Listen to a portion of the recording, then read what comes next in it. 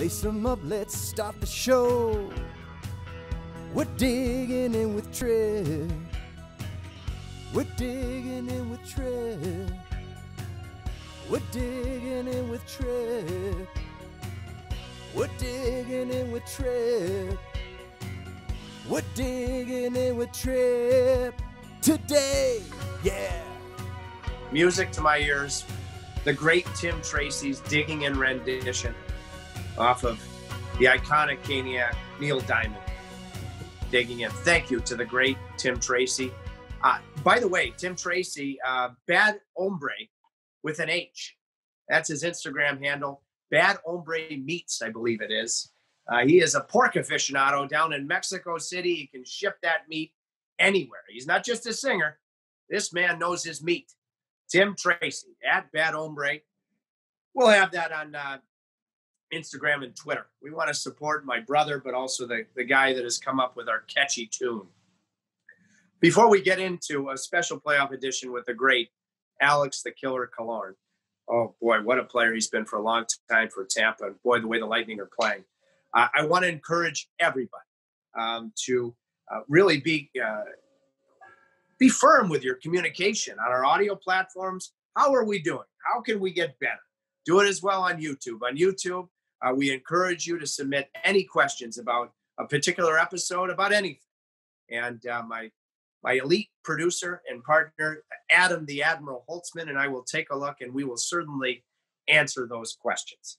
So please make sure you do that because we want that connection with you. We want to know how we can get better. This episode presented by Zim's Vodka. Oh, yeah. Zim's with an I, smoothest vodka on planet Earth. The great Terry Olsen, a guy that a British Columbia native, went to Notre Dame, where the great Rod Brindamore went, Wilcox, Saskatchewan, Wendell Clark, Curtis Joseph, Vincent LeCavalier. The names go on. Brad Richards. The names go on and on. Notre Dame Hounds. Then he goes to Western Michigan. Really was a flourishing businessman, but decided to let it all go because he had a passion for vodka. Potato-made Polish created vodka, so he spent a lot of time in that beautiful country. Very patient before it went to production. And Zim's 59, I've mentioned it before, good enough for the great one, Wayne Gretzky. Is the great 199, came to a golf course just outside of Columbus. It was exclusively serving Zim's 59. He liked it so much, he signed the bottle. So it's good enough for Wayne. It's certainly good enough for me. So thank you to our presenting sponsor, Zim's Vodka. That's Zim's with an I, vodka.com. Michigan Planners. Welcome aboard, Michigan Planners. You're talking about one of the truly tremendous insurance agencies in the country, founded in 1962. 1962, certified in 20 states, specializing in employee benefits. MI, for Michigan, of course, planners.com. Thank you very much to Michigan Planners. And boy, if you want to be in good hands, you don't want to be with Allstate, you want to be with Michigan Planners. Thank you so much to our great sponsors. And without further ado, I would like to now dig in, special playoff edition with Alex the Killer Killorn of the Tampa Bay Lightning. You know, this special playoff edition of Digging In, I mean, this makes me very proud because one of the greatest Harvard hockey players in Harvard history, an All-American. And when I think about playoff hockey and every inch you have to fight for, a guy that had 26 before the COVID pause, Alex the Killer Killorn, he only gets better and better and better when you have to fight for your ice and when you have to truly dig in. So as I welcome him, I got to ask you, Killer, as I ask everybody, the beginning of Digging In episodes, how do you define digging in? Digging in, just like you said, I think when you think of digging in, I think of playoff hockey. You know, it's just kind of fighting for that extra inch, giving that extra 1%. That might in turn be the difference in winning a battle. That might be the difference in scoring a goal, stopping a goal. It's just digging in that little extra to help your team win, I guess. Well, your team has been terrific. In a few hours, you're going to go you're in Toronto, you're going to go to Edmonton to get ready for game one on Monday. Alex, what do you like most about your group, so far, and in particular in overtimes, because you guys have been flawless, when pressure can sometimes creep in? Well, I think when you have depth within your team and you don't have to rely on a certain line, even though we've had some players that have been exceptional for us that we rely on a little bit more than others to score offensively. But I think we've been rolling our lines pretty good. I think when you look at our overtime, we're not worried about any of our matchups going into overtime. We had that one that went to 5 overtimes. So I think 4 overtimes, us 4 in the playoffs. That's experience that we're happy we have. I think when you look at our depth forward-wise, we got that one line that can score, second line that could defend, and third line that's been great matchup-wise, and then our fourth line is so good at protecting the puck. So just depth within our lineup has been great, and defensively, we had that depth as well. It's the Valley. After you guys not just won the President's Trophy, one of the greatest teams in NHL history, last year's regular season, and then to get beat by Columbus, if you could, because you've channeled it positively, as painful as that must have been, paint a picture of what that was like. It had to be a tough offseason, and how individually and collectively, Killer, you guys have used that in every way to be supreme motivation to get better. Well, I think, it's something that we had been asked about continuously throughout the whole year. It was a big story. Being that we were a team that had the best record in the history of the NHL, are tied for, and then we end up losing to Columbus in a huge upset. And the stars kind of just aligned this year that we end up playing them again.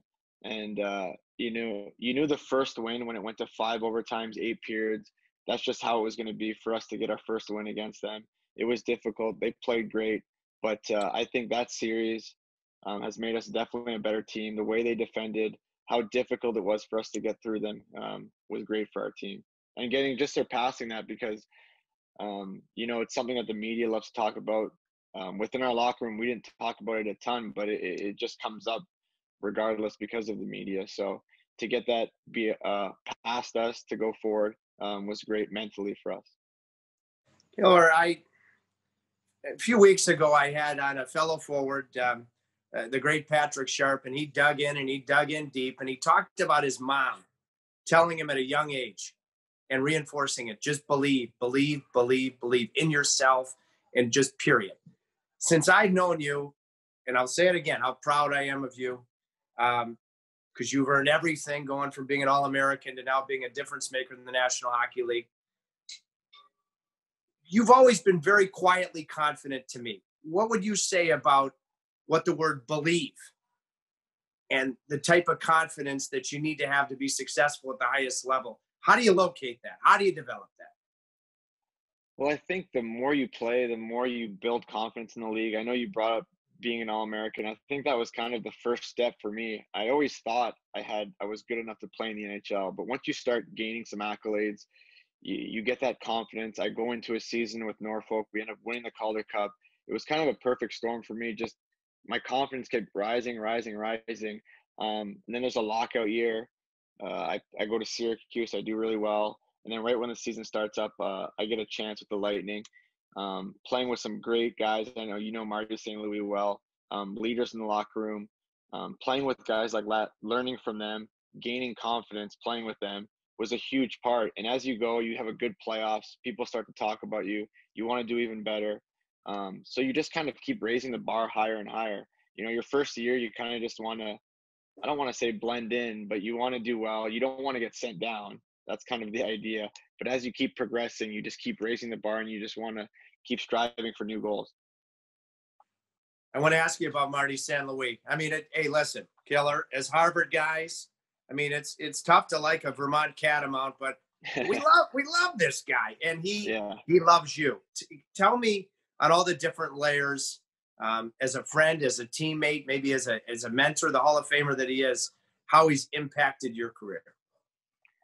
Well, it's been great. I think he's been down to Florida a little bit, so we've been playing some golf during the quarantine, just kind of talking about things. But I know when I played with him, it seemed like he had so much knowledge, and it seemed like after every shift, he had something to tell you about the play.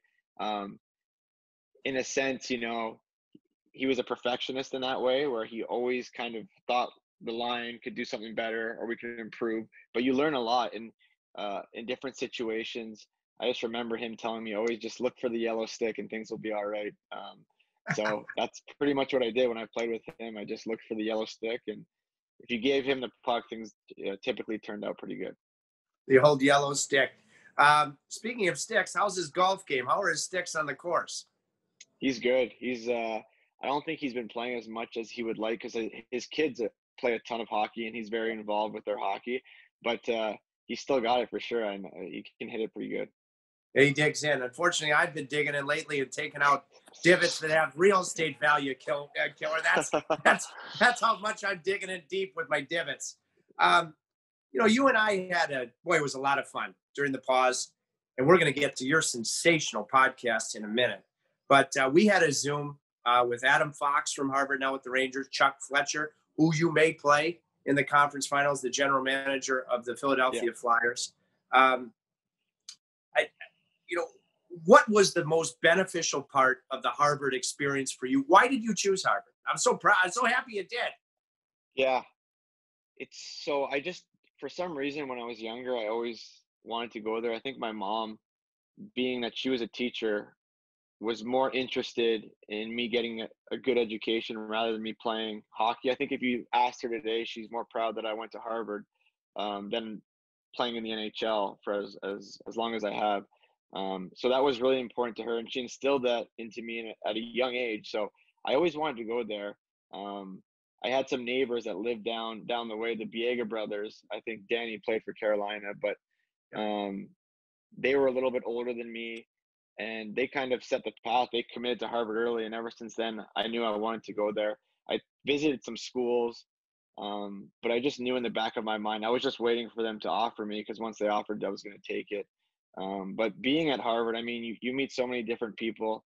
I think there's definitely a humility to it, in the sense that a lot of guys are, going to these big schools, Michigan, whatever, BU, whatever it might be. In a lot of these instances, when we were playing them, we were kind of an underdog. So there's a lot of things I learned, a lot of good people I met, but coaches, Teddy Donato was great. I learned a lot from him.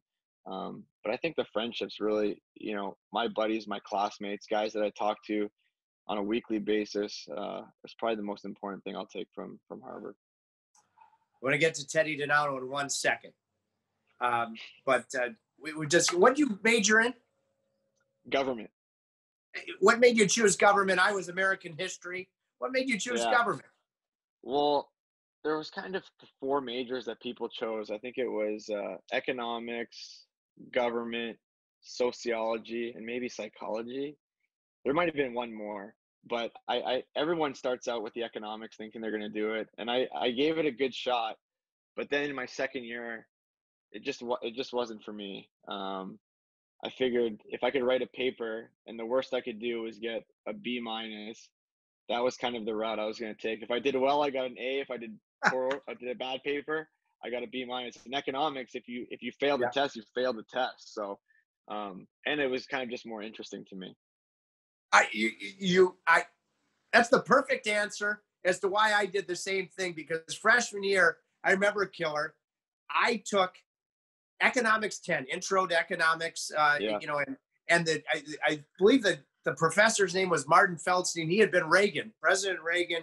Oh, what a president. His economic advisor. And the black and the white, I did something, I thought maybe I could be the next Alan Greenspan. And I crossed indifference curves. Like the biggest economic moron on the planet doesn't do that.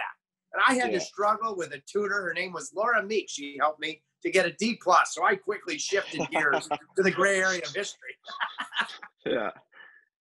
Same thing here. Teddy Donato. Teddy Donato is as big of an advocate as there is for Alex Killorn. Always has been. I know he thinks it was really important for you to play all 4 years en route to becoming an All-American. Can you speak about why he was the right coach for you at the college level? Well, I think whenever we have a coach who has who's played in the NHL, and not to say that other coaches that haven't can't coach just as well, but I think he had that personal experience and he helped kind of get me ready. I remember calling him right before I was going to play, like right before I signed my contract, and he was so happy for me. But I know coming from high school to college, it was a huge jump for me. A lot of guys go play in the USHL, and I had just come from high school, which I was happy to do, but I don't think my game was very ready for college hockey. I was playing, in a high school in Massachusetts where, I kind of didn't pass the puck much. I kind of just played by myself. And it was kind of eye opening when I got to Harvard and I thought I could do the same thing. And guys were bigger and stronger. And Teddy really told me, like, you're going to have to use your teammates if you want to be successful in Harvard. And I think he gave me probably more opportunities than I would have given myself if I was the coach. And that was huge just because my first 2 years, I think I was a pretty average college player. My junior year, I kind of came into my own. And then my senior year is when I really had a good year. So he was definitely patient with me. I think he probably saw something in me, which is why he was so patient with me. But those last 2 years were instrumental in the reason why I've been playing in the NHL. I don't think if I have that last year, I don't have the confidence going forward playing in the AHL to make that step. Gosh, what a great answer. So we shift gears, we move forward. You mentioned the Calder Cup in Norfolk, and your coach now is John Cooper. So tell me about John Cooper. What makes him uniquely and so effectively an excellent National Hockey League head coach? Yeah. Well, it's not often that I think this is my 8th year in the NHL. I guess 9 years with playing in the AHL, but that you have the same coach your whole career. I had Boucher for I think a month or two, but you know what, John Cooper's been great for me. He plays me, in a lot of different situations. I think he has confidence in me, but I've grown as much as I've grown with Teddy. I think I've grown even more as a player with John Cooper. Thinking about when I started in the AHL and to where I am right now, but as a coach, he's a guy that in a lot of situations you can go and talk to if things aren't going well.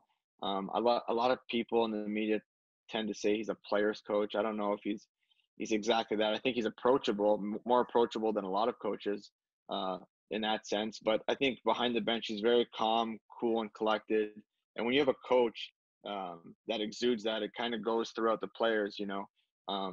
The players kind of take on the personality of the coach in a lot of ways. He's got a little bit of swag. I think he'll be the first to tell you that, but that's the same thing. It kind of, that personality translates throughout the players.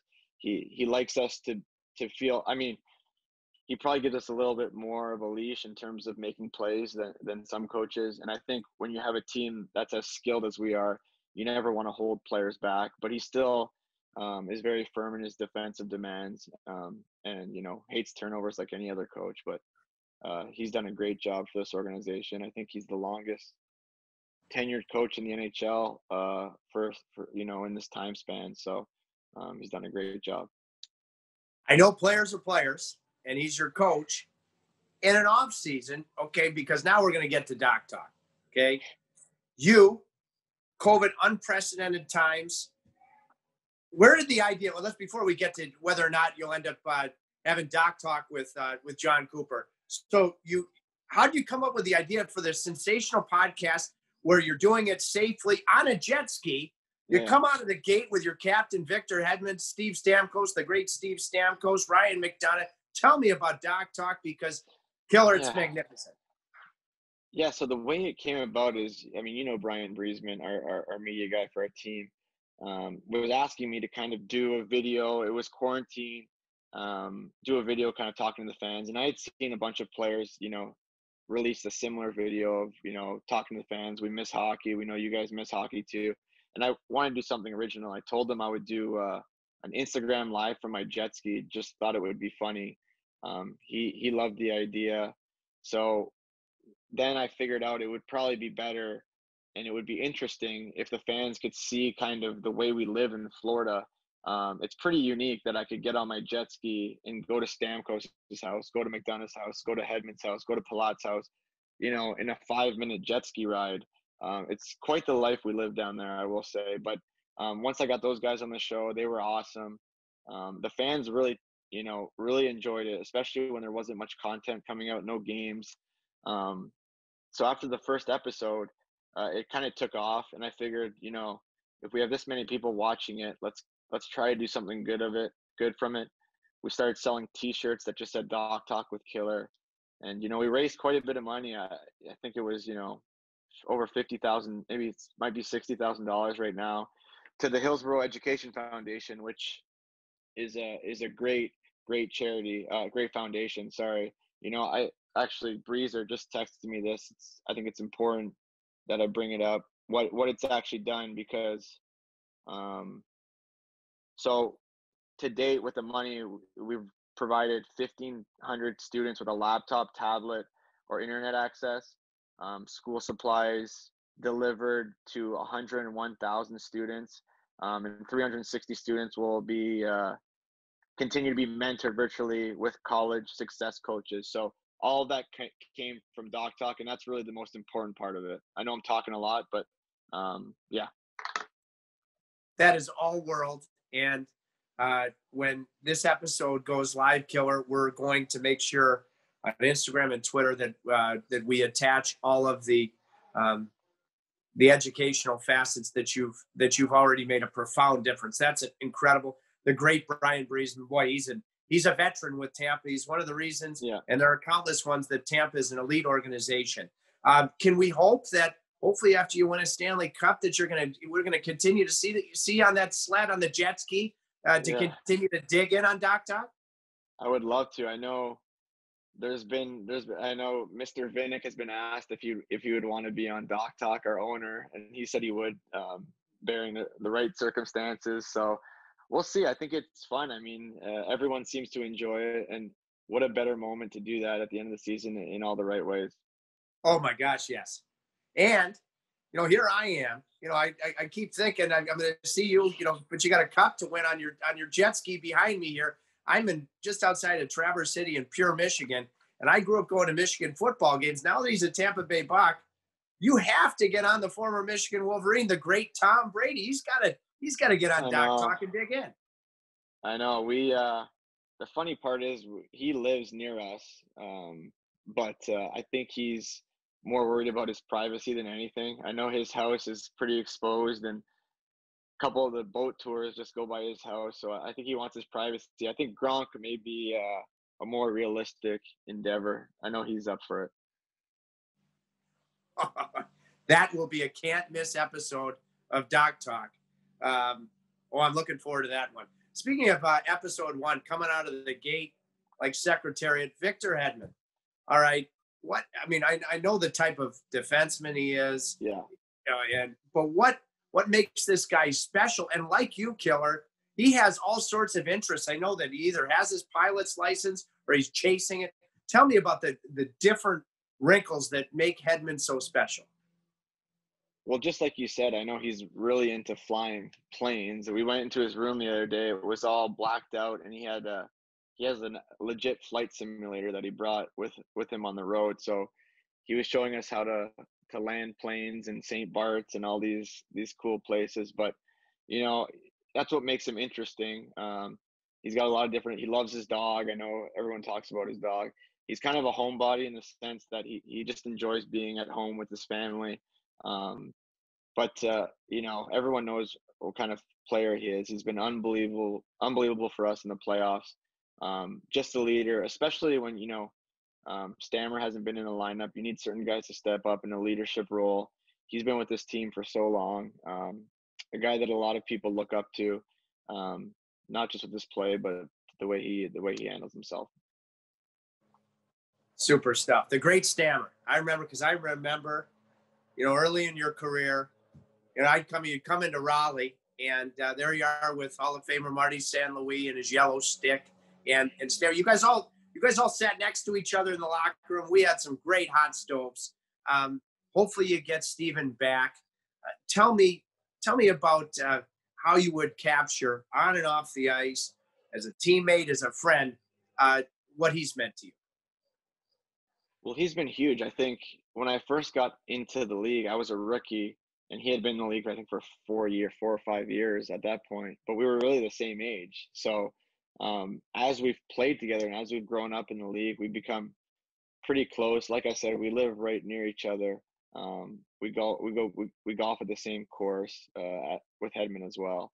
But this is a guy who's an incredibly hard worker. I feel terribly for what he's been going through in the past couple of years, stuff that's really out of his control. But I think that just talks more about his character and the way he's been able to come back from these injuries. He's such a strong leader for us. He's been the leader for our team for a long time, similar to Hedman in the sense that a lot of guys look to him, as our leader. But great player, great scorer. We're really hoping to get him back. He's a huge asset for this team. And I think you mentioned it from your Harvard days, just like you, he embodies the word that we all try to strive to locate: humility, doesn't he? I mean, talk about a truly humble guy. For sure. I mean, think about it. Like, I remember when we first got, or it might have been his second year, when he went into the post in Boston and broke his leg really bad. Like, it was bad. Even coming back from that, and it seems like every other year he's dealing with something that's just out of his control. Humility is definitely a word that comes to mind. Leadership. No matter what it is, he's going to get through it, and we know he will. Absolutely. So as you get ready to fly across Canada, going West Edmonton later today, what are the things you're going to try to keep in mind across the board to deal with time zone travel, which is always tough in hockey, to go from one bubble to the next one to be ready for game one? Well, I think it's always nice when you go that way, because you're gaining hours, right? Most of us will be going to sleep a little bit earlier instead of a little bit later. But there's it's not just us that's dealing with it. Philly or the Islanders will be dealing with it, but they'll be dealing with it later, which is nice for us. At least we're going to go over there and get settled in, know which room we're going to be in. We'll have a practice. But, we also don't want to use this time to lose our edge. I think in a lot of senses, the team that we're going to be playing against has been in playoff mode, Game 7. That's great experience. That's great going into a next series in a lot of senses, because you don't lose that edge, whereas this rest for us is going to be huge. A lot of guys are going to, get back to, I don't know if it's 100%, but are going to get back to better shape. But we have to make sure we don't use this rest to lose our edge. Kelly, I got to piggyback on that, because going into the conference finals last year for Carolina, as you know, I broadcast for, and it was a week off. It was a week off after they beat the Islanders, the Hurricanes, for game one of the conference finals against Boston. Now, and it's tough. You almost have to be a player to recognize. So what's the approach been, and how do you feel the nearly the week off, and it'll be a week when the puck drops for the first game? What do you think you've tried to achieve, and how has it gone? Well, I think the only way you can prepare yourself is to have great practices. I think we've done that. But you also want to mix in some rest, because there are certain guys you want to make sure that they're feeling their best. But in these practices, you kind of want to do some in-game, some things that mimic game-type situations. I know we haven't really done scrimmages, but doing 5-on-5 down low, just making sure we're ready for the first game. Last thing I'd ever do is try to get you to divulge trade secrets. And everybody is, if they get, whether it's the Flyers, the Islanders, you're going to be dealing with a very, very good hockey club. Your initial impressions, because we're going to watch Game 7 in a few hours, about what the strengths are of both of those hockey clubs. Well, watching the Islanders, I think, they're a stingy team. The way they're coached, that 1-1-3 they play, they don't give up a ton of grade A's. When you watch them in the defensive zone, it seems like when you shoot a puck, you got to shoot it through 5 guys, which is always difficult. So they're very well coached. They're a great defensive team, and they have players that are, very superstar type players. And, Barzal, Eberle, you think about Andersley in front of the net. Nelson's a big body. They've got a lot of players that can score, but they also play the game the right way, which is very difficult to play against. And they got a great goalie. I think Philly, similar in a lot of senses. They have a new coach. They're kind of playing a little bit differently this year. I know when we played them in the round robin, they ran our show in our first game. I don't know if we had taken them a little bit lightly, or they just kind of came to play in that round robin game. And they have some big time leaders on their team. When you're thinking about guys like Giroux, Voracek, guys that saw some success in playoffs early in their career, and I think they've just been starving to get back. So both teams are going to be incredibly difficult to play against. It's going to be a heck of an Eastern Conference final. But now I'm on the record. I'm a flat out Lightning fan. There you go. Hey, listen, if we had been lucky enough to, would have been lucky for me. I don't know about for you. If we weren't Crimson at the same time, I would have given up some softies. I guarantee. I gave up a few to San Luis. I can guarantee you that. This Vasilevsky, okay, this guy's exceptional. I mean, I want you to dig in and tell me why this guy's in the Vezina conversation away every year. He's unbelievable. I will say he's terrible for the player's confidence because you just don't score on him in practice. You're trying to shoot on the third or second goalie just so you can score a couple goals. But I mean, I'm sure you've heard about his work ethic and how much he puts into the game, but how much he cares also. He's a guy that will never give up on a puck. And you could say that for games, but it's the same way in practice. And I think the way he practices is a lot the way he plays. And it's tough to be, in the Vezina conversation, it seems like every season for the past couple seasons. So he's earned that right. And when you have him in net, there's a quiet confidence that you have on your team, just knowing that he's going to be good for a couple saves a night. Boy, I just love watching him play. And I have heard the legendary stories about how hard he works, which is something that you've always done. Phil aside, there's the young hockey players, boys, girls that are watching Killorn, because you're a finisher. And you're a finisher when it matters most, in my opinion. Do you think finding the back of the net is something that's God-given? You can develop it, combination. For somebody out there, like I said, a boy or girl that wants to be able to be a goal scorer, how would you respond to that question? Well, I think there are certain people that are more prone to being goal scorers than others. I don't think Steven Stamkos, you can't just replicate that or work hard to become that. But I think you can go from a 10-goal scorer to a 20-goal scorer. You can be a 20-goal scorer and go to a 30-goal scorer. And a lot of that comes with confidence. A lot of that comes with finding ways to score. I mean, I remember my first couple of years in the NHL, I'd be so worried in practice drills coming in and trying to score from the top of the circles with a big wrist shot, when in reality, those chances come probably once every 20 games. So once I started practicing on tipping pucks, getting, working in front of the goalie, working on rebounds, that's really where you score a lot of your goals. And finding ways to get to those areas. I think, for me, a lot of times in my career, I've been hovering around the 20 goal mark. I had a couple 19, 17 and 18, and I just couldn't seem to do it. And this year, through 70 games, I had 26. And a lot of those came from right in front of the net. Finding ways to get to that net, tipping pucks, a lot of greasy goals. And that's the very definition of digging in, which you do in spades. You have Pepsi's a great sponsor for Doc Talk. You got to get John Deere because, my man, you dig in with earth-moving equipment. All right, so I'm going to let you go in a minute, but I got to ask a couple of questions. All right, so we had him last year. Obviously, Vasilevsky's your horse, but your backup, when he was in Carolina, I call him the modern-day George Strait, the great Curtis McElhinney. And tell me, because I love this guy. How is my man, the modern-day George Strait, doing? He's great. He's definitely a calming influence in the locker room, a veteran guy, a guy who appreciates and understands that rest is a weapon in all senses. It seems like whenever we put him in there, he does incredibly well for us. He's a guy that you can rely on, we love having him in net. He'll let you know if you hit him in the head or too hard in the shoulder in practice. He'll let you know.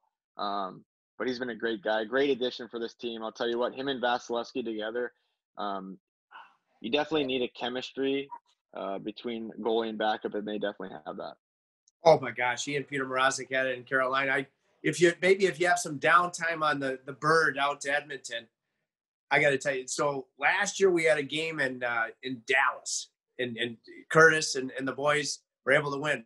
He was using no knob on his stick, all right? And every time he'd let it slide down to play the puck or poke check, he'd lose his stick. So I said, and I love Curtis McElhaney. My gosh, I think the world of him as a goaltender.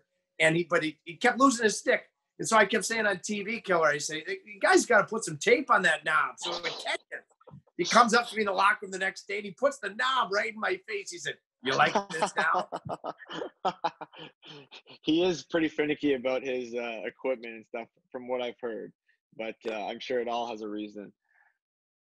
Who has the best playoff beard on the crew right now? Ooh, I think Pat Maroon's got a pretty good one. Okay.